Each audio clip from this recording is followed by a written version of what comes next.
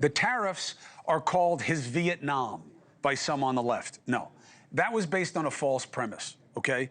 Here, he's fighting the right fight to help the many improve, not just the few, okay? This used to be the Democrats' signature issue, and there is an opportunity for them right now for better ideas because of Trump's struggles, okay? The problem is the tariffs are forcing pain now. The move may well work out for America if Trump is able to secure deals because of these tariffs, if those deals benefit the economy, specifically the majority. But there are a lot of ifs and timing that needs to happen for this to turn positive, and that will take a while. So you have to be reasonable. And you can't disregard the facts of now because of what you hope will happen later. That was what was wrong with Lutnick being on here laughing about how nobody's feeling any pain. Bill O'Reilly last night, I haven't seen any pain. You can't ignore the proof of something because you don't want it to be true. Here was the clip. The CBO also issued today a projection that the tariff money coming to the USA will cover the $2.5 trillion deficit over 10 years. The data of bankruptcies doesn't back it up.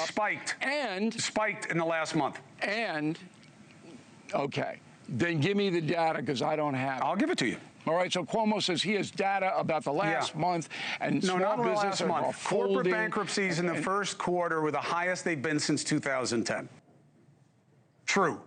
Now, that is a good device. Show me the data like I have it in my pocket. And if I don't have it in my pocket, then it means that it's not true. It's not the way logic works. Bankruptcies for small businesses and large corporations are up this year. Small business bankruptcies, 4% year to year in April.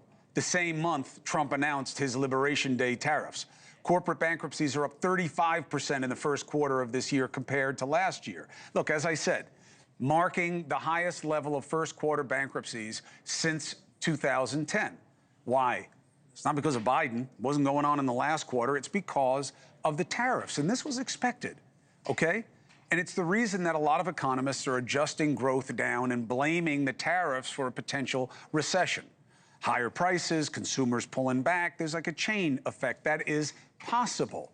And yes, the CBO did say Trump's tariffs could offset the deficits with from the tax cuts with a major caveat, okay? They wrote, CBO's estimates are subject to significant uncertainty, in part because the administration could change how the tariff policies are administered. And in fact, they did after the projection. The projection described here reflects the assumption that the tariffs will be collected on all affected imports with no exemptions beyond those currently specified. But then it changed. The CBO also noted that the analysis came before a federal court decision pausing Trump's tariffs. And that went into effect, and now it's on appeal, so they're going back and forth. But the idea that it's going to be okay because of the tariffs just isn't true. But it may work out to be well. But you can't ignore the pain of small businesses right now, and here's why. If you don't ignore it and you embrace it, you can do something about it. I'm not playing gotcha. It's about being reasonable. And you can't just pretend that whatever you don't like doesn't exist. So let's talk about what's happening and find out what it means to the administration. I asked for small businesses to weigh in on this. We were flooded with small businesses talking about the pressure that they're under. And that's why we asked Kelly Loeffler to come on, okay? The head of Trump's Small Business Administration. She said yes. I appreciate you taking the opportunity very, very much, Secretary Loeffler. Thank you for being with us. Great to be with you, Chris. Thanks for having me on. I'm excited to talk. So what do you see in terms of timing and tactics that are necessary for you to do what you need to do for small businesses? Well, small businesses are the backbone of our economy. It's 34 million small businesses across this country. There are job creators on Main Street. Most of us got our first jobs at small businesses. They mean everything to us. So what we've done at the SBA is make sure that they have access to capital. And capital access is up strongly in the first quarter. We saw in President Trump's first 100 days, our loan volume increased 80% over the same time under the Biden administration. That means small businesses are investing in Main Street. But we're also addressing this demand for Made in America. And we've built a Made in America, make onshoring great again, so that we can have more Made in America products. And we have 1 million suppliers in our portal at SBA.gov for small businesses that want to source their products in America, and there's tremendous demand for that.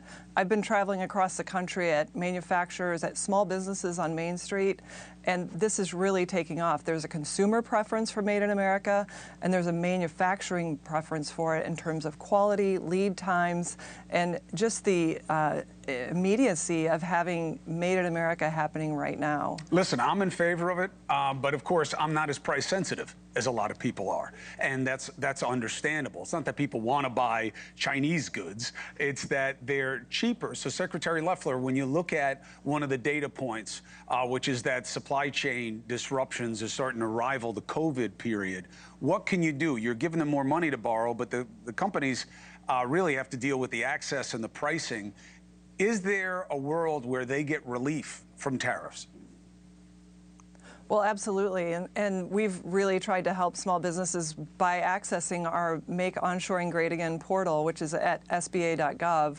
But also, we already see change happening. President Trump is striking trade deals. He's had half a dozen meetings, 2 of which resulted in trade deals. What we're seeing is small businesses are investing. We're lobbying to ensure that the loan limits can go up for small business manufacturers from $5 million to $10 million. And as I talk to manufacturers, they are spring-loaded to invest as soon as they can get more access to capital, not just to invest in machines and expanding their facilities, but to hiring a skilled workforce and to training that workforce. We know that there's a tremendous amount of job availability in that sector. I call it the new-collar boom. There's great demand for these amazing jobs, and I've met so many of those workers on the factory floors, and we're going to ensure that businesses have access to capital, to a skilled workforce, and to onshore supply chains. So, Secretary Loeffler, as I said, we put out the request for things. A lot of it was about the bankruptcies and about pressure, and specifically China, because so many people source from there. First question was, does the White House have a plan on offering relief for companies that have to buy the majority of their goods from China? Because China is obviously the X factor with deals. We heard the president today saying that, China, he thinks it's going to go well. But what do you say to that question? Well, this is President Trump fighting for small businesses, fighting for Main Street. For the first time in decades, we have a president that is willing to stand up for American industry and the American worker, because they have been hollowed out for the last 30 years as we've lost 70,000 factories, 5 million jobs. This impacts lives. It impacts small businesses on Main Street. So he is trying to make sure that small businesses who have been up against, let me just show you, this is the trade report that 400 pages that small businesses have been having to fight against. I mean, this is a 5-pound book that small businesses don't have the resources to lobby against hundreds of countries with trade barriers up against them. This president is fighting for them to ensure that we can have access to global markets, just like global markets have access to the United States. So you have about 1 in 3 businesses are saying the tariffs are helping them feel pain, and you're saying you're going to loan them more money, but it's the private investment that they're worried about as well. I have a question from a franchise consultant who helps clients invest in small businesses. They're worried about investing. And you know what this is about on the investor level. People see the uncertainty as a reason to stay on the sidelines. When will there be clarity for them to have confidence to invest? What do you think about that in terms of timing with a deal with China? Do you think that's something that happens before the end of the summer, or is that unknowable? Well, I think the president today signaled that they had a good conversation with President Xi, and I think they're going to continue those conversations. And he's given a finite timeline for that to happen this summer. And what we're also seeing is a lot of uncertainty around getting this tax bill passed, the big, beautiful bill. And that is weighing on all small business owners. That will affect everyone. This would be the biggest tax cut in American history. It would ensure that small businesses don't have a 60% tax increase, that would absolutely devastate main streets across this country, devastate families to have a massive tax increase that every single Democrat voted for. So while President Trump is advancing fair trade, he's also advancing lowering our spending, lowering our taxes, reducing regulation, that red tape that just strangles small businesses. I saw it in my own family growing up in a small family business. We have to make sure that this government is working for Main Street instead of Main Street working for this government. Main Street instead of Wall Street. The pigs have been at the trough too long. When Trump said that, I think it was a high point in terms of defining the right fight. What you do about that fight remains to be seen. Secretary Loeffler, you're always welcome here to make the case. Thank you for doing so tonight. Thanks, Chris. All right. Thank you for watching. Subscribe below and download our NewsNation app right now on your phone, and you will get fact-based, unbiased news for all Americans.